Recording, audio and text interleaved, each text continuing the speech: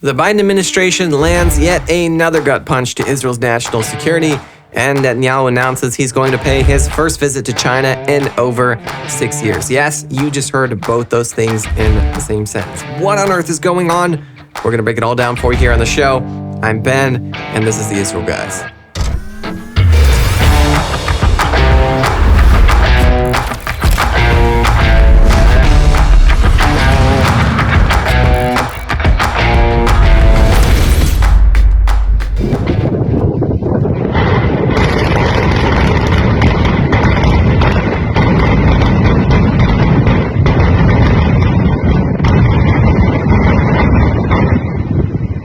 Welcome back to the Israel Guys, where we believe that in a world of Jew hatred and anti-Israel propaganda, you should have a direct connection to the land and people of Israel.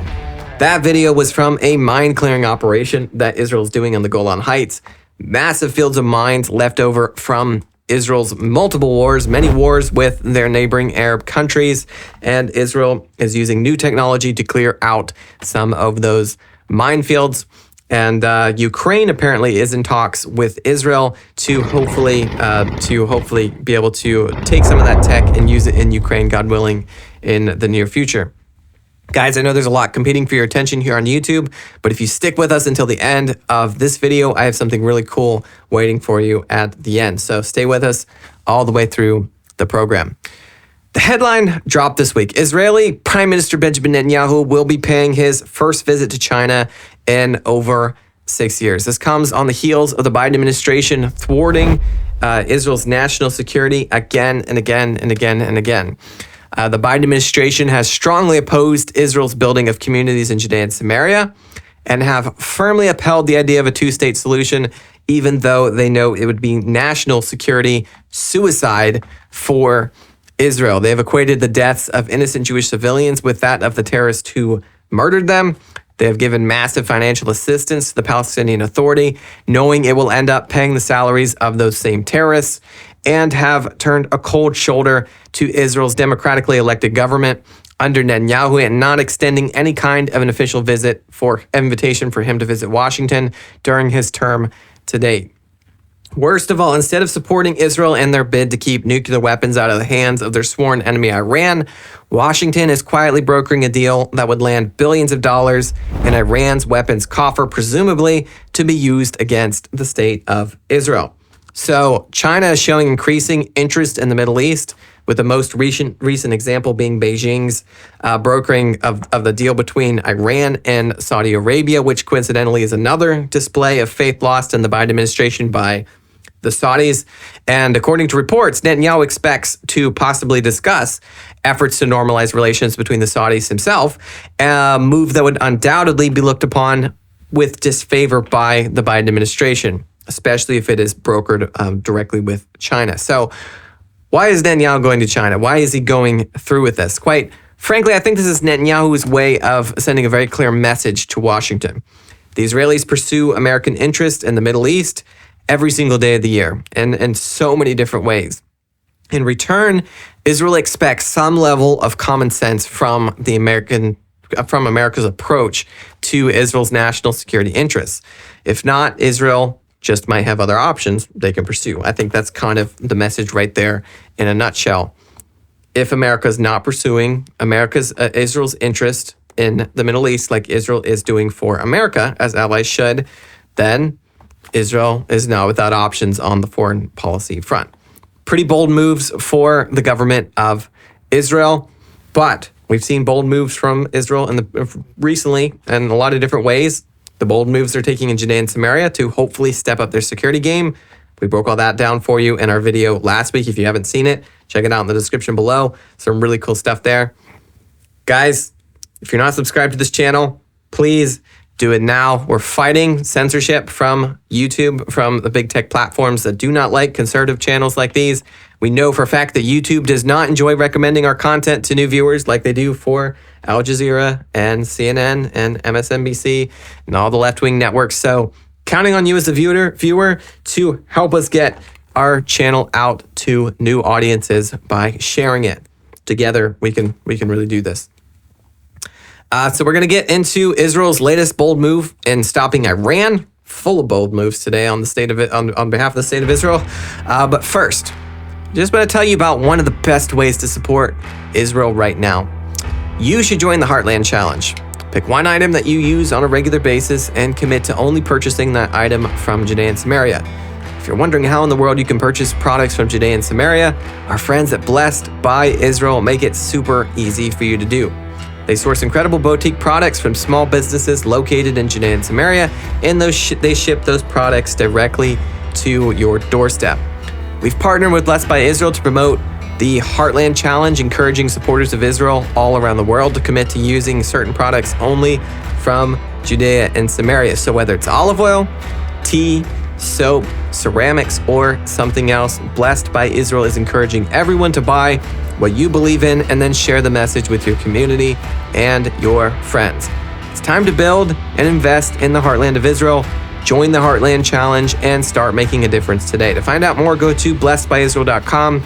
Again, that's blessed, BUYisrael.com, and use the code INVEST at checkout for $5 off your first order. The link is in the description below. So back on the foreign policy front and Israel's fight, this time with Iran. From the Jerusalem Post, this says that the defense establishment seized millions of dollars in cryptocurrency belonging to the IRGC's Quds Force and Hezbollah just days ago. Defense Minister Yoav Gallant announced Tuesday.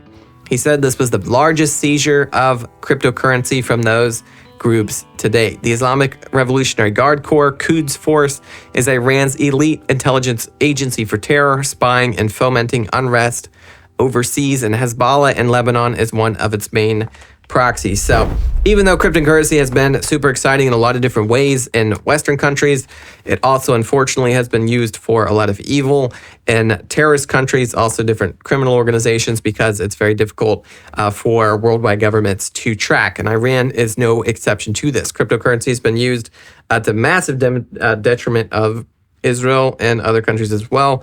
In Israel's and Iran's funding of terrorist operations all over the world, specifically around the state of Israel.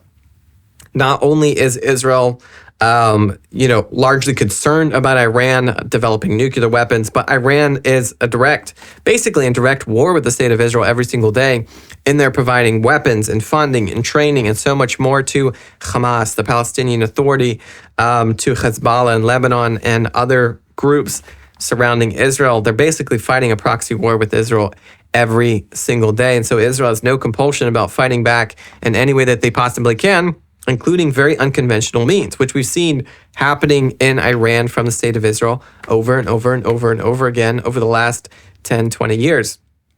And the seizing of cryptocurrency by the state of Israel, I think, is just absolutely amazing. These funds that would have been used to slaughter and murder people and sow terror inside the state of Israel and other countries will go to doing good things like defending the state of Israel and who knows what all else. So this is probably some sort of cyber attack. We really don't have details in that regard, but unconventional means, absolutely amazing.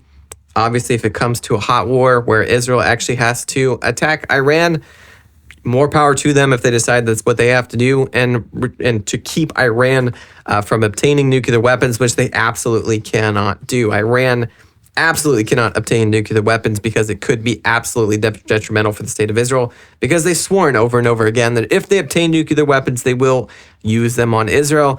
And I think Israel absolutely has to take that seriously.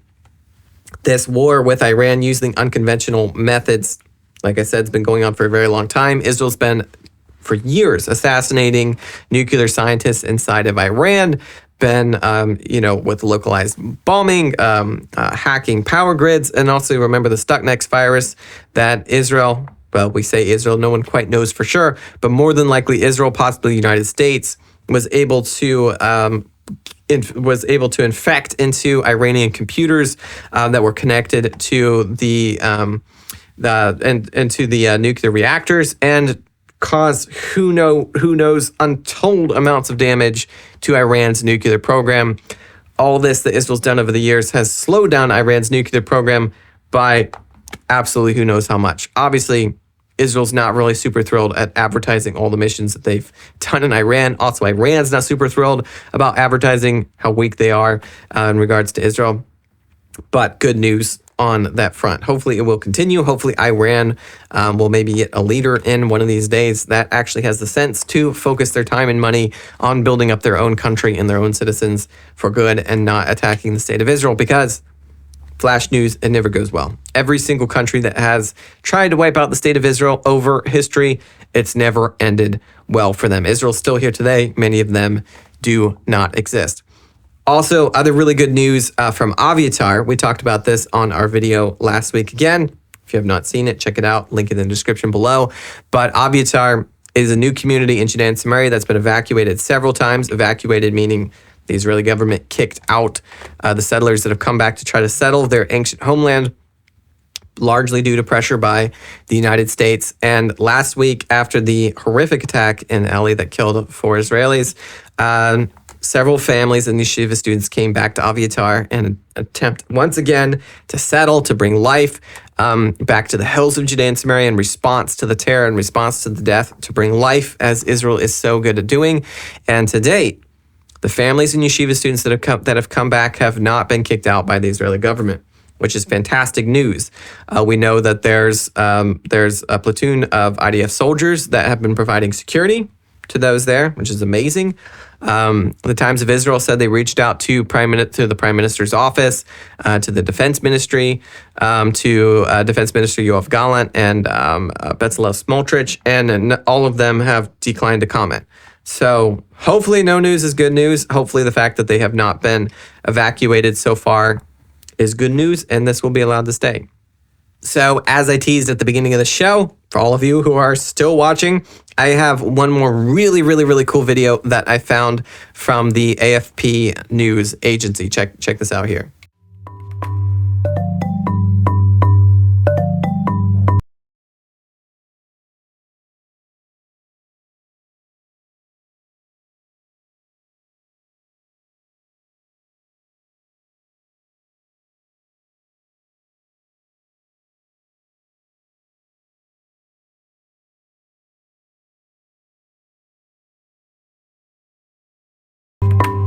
אין מספיק אנשים, וכשמסתכלים קדימה מאוד ברור שיהיו עוד פחות אנשים מצד אחד, מצד שני היבול הולך, צפוי לצמוח, יותר אנשים, יותר צריכה, הפער גדל, ובעצם זה המקום שבו הרובוטיקה נכנסת. טכנולוגיה נכנסת לכל פינה, מחיישנים שמודדים לי כל דבר אפשרי בשטח, לעבודה עם רחפנים, לעבודה מדויקת, ניטור מדויק, כל נושא הדאטה, מלשבת ולרשום במחברת הקודם שלי למידע שפשוט זורם לי בצורה אוטומטית ונאסף. בכלל בשנים האחרונות עבודה עם ביג דאטה, הבנה ששם נמצאות הפתרונות של...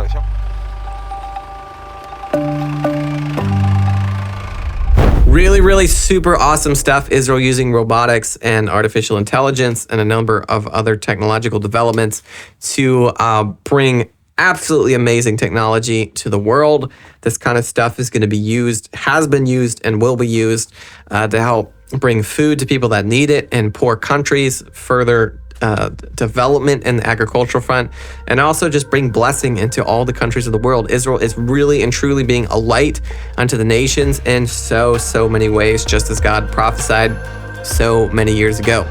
Remember to subscribe. Let us know what you think down in the comments below, and share this video. Help us beat YouTube's algorithm and get these shows into the hands of as many people as possible.